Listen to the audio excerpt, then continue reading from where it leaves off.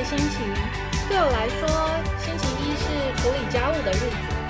这一天，我主要会洗衣服和准备本周的午餐。洗衣服时，我会把深色和浅色的衣服分开洗，袜子也会单独清洗。所以每周一我需要进行3次的洗衣工作。大陆型气候的空气非常干燥，仅仅给室内植物浇水是不够的，还需要经常喷洒水在叶片上，以防止水分流失过多。我的早餐很简单，只吃蔬果汁和豆浆。蔬果汁里我会加入蛋白粉和胶原蛋白粉，而豆浆中则会添加麦片。我会把这2种饮品打得比较浓稠，这样喝起来才有饱足感。今天来炒昨天在亚洲超市买的菠菜，卤肉配炒青菜是最搭的，特别是新鲜的菠菜。叶菜类不能在冰箱里放太久，否则很容易烂掉，所以要趁新鲜赶快煮。我本来想把2盒菠菜一起炒，但发现锅子太小，只好作罢。等吃完一部分再炒新的就好了。处理蒜头时，我会用水清洗，然后压扁，这样可以很轻松地把蒜头皮剥掉。清洗叶菜类的时候，总会给人一种错觉，感觉有很多，但实际上每次炒完都会缩水，只剩下一点点。最简单的家常炒青菜做法，就是只需要放蒜头一起炒，这也是我最喜欢的方式。不仅做法简单，还能保留青菜的清甜味道，很快就能完成一道菜。接下来准备卤肉啦！我发现只有在亚洲超市才能买到带皮的3层肉，这里的猪肉腥味比较重，所以我会煮一锅水，放入姜片，用来汆烫猪肉，再用清水洗干净。猪皮我会用刀子来回刮，这是我从一个广东老师傅的 YouTube 视频上学到的技巧。如果猪皮上还有未处理干净的猪毛，我会用镊子拔干净，这样处理过的猪皮非常干净，吃起来也放心。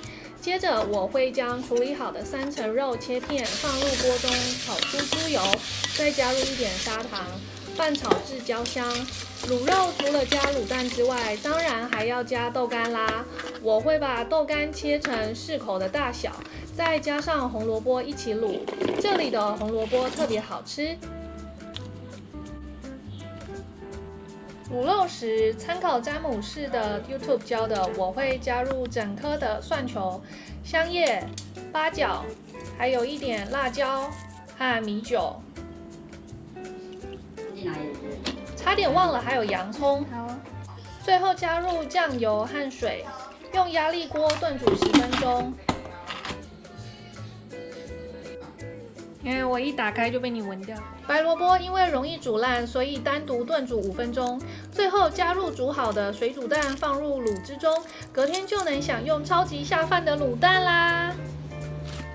看了一下时间，该准备晚餐了。冰箱里还有1小碗剩下的番茄汤，以及已经吃了很久的大白菜，不如来做个番茄白菜鲜虾汤吧。首先把虾头和大蒜炒香后，加入清水，用压力锅熬煮。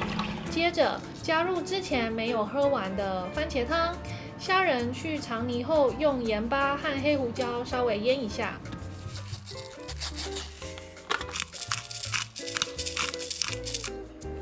觉得加点豆腐应该很搭，所以来煎个豆腐吧。我发现用汤匙的背面翻面比较不会把豆腐弄碎。煎豆腐需要耐心，要小心的一个个翻面，煎到金黄色就可以咯。酱料部分我会用一般酱油、煎鱼酱油、味淋还有醋来调味，然后加一点水稀释，倒入锅中煮到收汁就可以咯。大白菜是之前在亚洲超市特价时买的，我记得1大颗只要2块多，超划算。这颗大白菜已经放了2周了，得赶快吃完，免得不新鲜。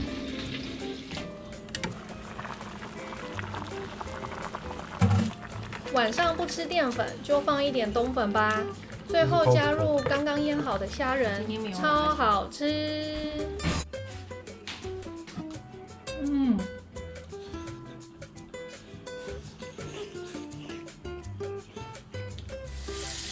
今晚来试试做个草莓巧克力吧。首先把草莓洗干净，用厨房纸巾把水分擦干。家里刚好有焦糖海盐巧克力，隔水加热融化，然后加入一些波本和波本奶酒。如果巧克力太浓稠，就再加一点牛奶，让它变得更滑顺。接着把草莓裹上巧克力，然后放入冰箱冷却。冷却后就可以享用美味的草莓巧克力啦。你先吃。它好好吃哦 ，QQ 的。QQ 的。好像巧克力软糖，请享用。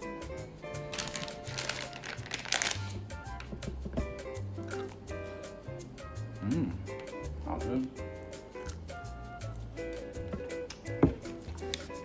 笑不清楚。昨天已经弄了一大锅卤肉，所以这礼拜的午餐就不用担心了。今天我要来准备我平常早餐都在吃的精力汤的食材。精力汤的部分我会放水果跟蔬菜进去一起打，然后蔬菜部分的话已经快要吃完了，所以我今天要来补充我每天早餐打精力汤所需要的蔬菜的食材。今天我要补充的食材有芹菜、甘蓝菜，我会放这种紫色的高丽菜、胡萝卜、甘蓝菜、紫色高丽菜、西洋芹及红萝卜，它们都是营养丰富、对身体健康非常好的蔬菜。其中维生素 C 可助于增强免疫系统，促进胶原蛋白的合成，保持皮肤健康，并具有抗氧化作用。维生素 K 对骨骼健康至关重要，有助于钙的吸收，预防骨质疏松。膳食纤维有助于消化健康，预防便秘，并促进肠道正常功能。抗氧化剂如花青素、维生素 C、贝塔胡萝卜素，这些抗氧化剂有助于中和自由基，预防慢性疾病。其他重要矿物质如钾、钙、镁、锰，有助于骨骼健康和正常的代谢功能。我会将这些蔬菜切小块，方便打成果汁，再放入滚水汆烫一下。虽然说这样会流失掉一些营养成分，但是考量到农药残留的问题，还有口感上煮熟后比较没有菜味的关系，我都还是会给它烫一下。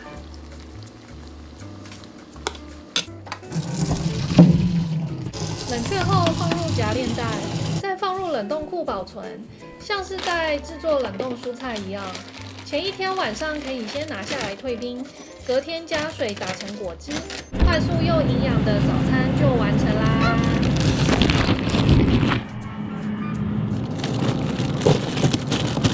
我每天早上的精力汤除了放蔬菜跟水果之外呢，我也会放柠檬进去打，补充维他命 C。今天我也会把这些柠檬切一切，然后放到冷冻库里面备用。每天早上拿几颗出来，放到精力汤里面打就可以喽。我喜欢果汁酸酸甜甜的感觉，加一点莱姆，不但营养，还可以提升果汁的口感。莱姆是维生素 C 的优良来源，一样也是切成小块，放入冷冻库保存。我会把白色的部分尽量切除，因为它是苦味的来源。切下来的莱姆皮还可以除臭。今天晚上的晚餐呢，就吃奶油玉米跟上礼拜在 Costco 买吃剩下的烤鸡，还有生菜。上礼拜在 Costco 我们有做那个奶油蛋菜呢，它下面有剩下的一些汤汁，我有把它留起来，再搭配我在 Costco 买的花椰菜巧达汤，因为这个汤它蛮咸的，而且它其实很隔，我都会自己再加牛奶把它稀释掉。那今天我会再加上我上一次做蛋菜下面留下来的汤汁，应该不错，感觉应该蛮搭的。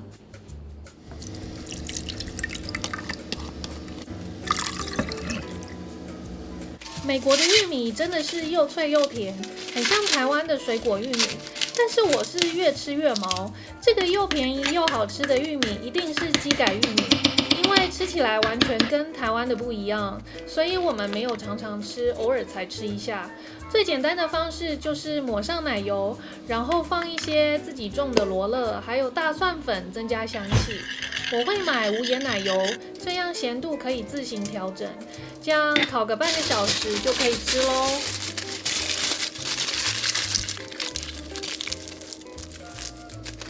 结果奶油花椰菜巧达浓汤放了淡菜精华之后有点太咸，加了一堆牛奶之后误打误撞变成巧达海鲜浓汤，超好喝。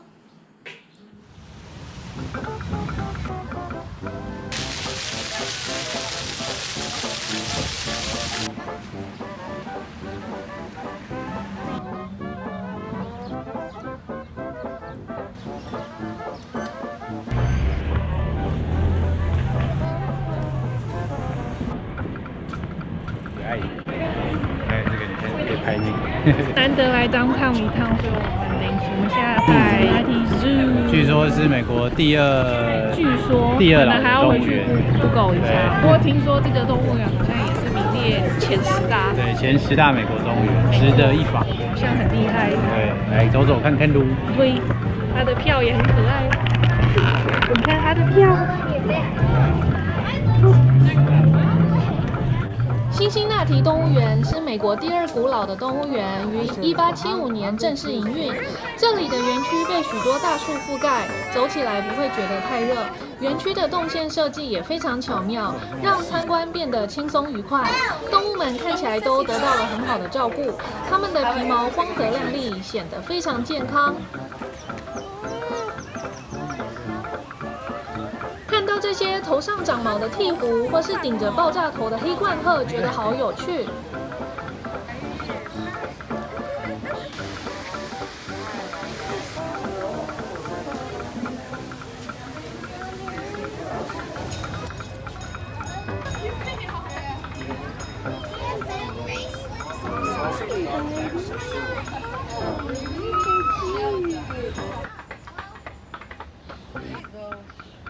非常幸运，我们恰好看到海牛正在吃东西，近距离观察它们咀嚼生菜的样子，超级可爱。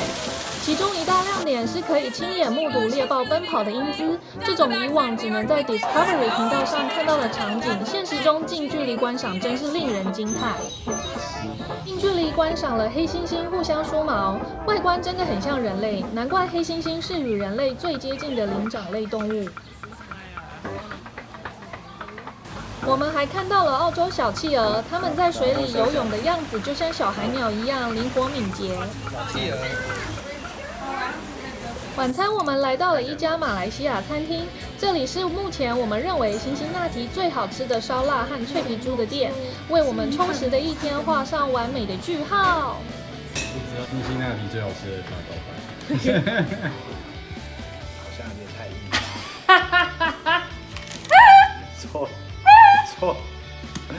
错不下。好硬啊！冰太久。啊！